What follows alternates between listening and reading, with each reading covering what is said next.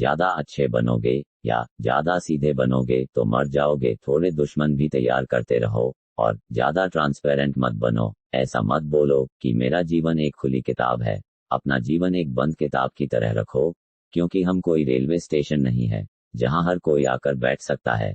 हमारा भी जीवन है, हमारी भी अपनी प्राइवेसी है, निजता है। हम किसी के गुलाम नहीं है, हम स्वतंत्र है।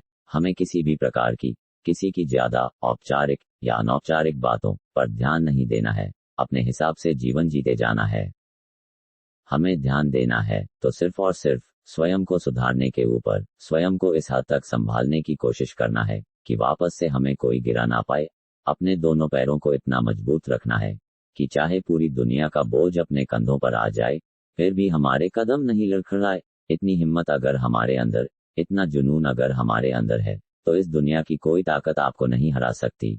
मैंने पिछली एक वीडियो में भी बताया था कि हमारे राज किसी को नहीं बताना चाहिए।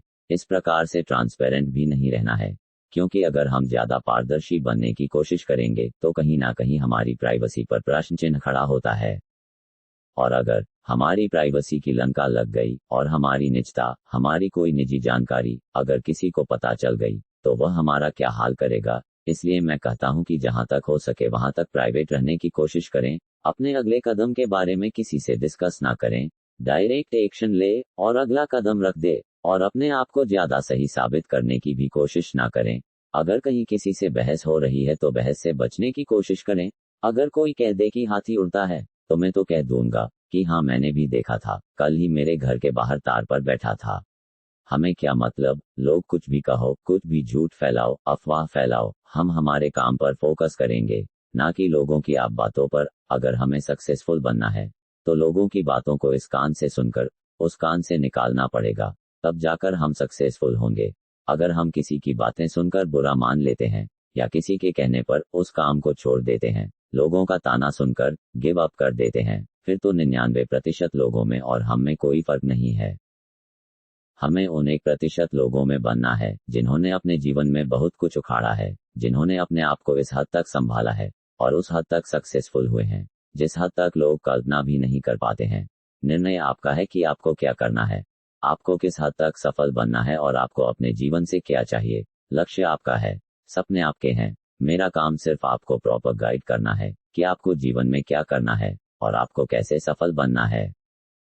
हमें मन और बुद्धि में एक संबंध, सामंजस्य स्थापित करना है। हमारा मन बहुत चंचल होता है, लेकिन हमारी बुद्धि, हमारा विवेक हमें गलत करने से रोकता है।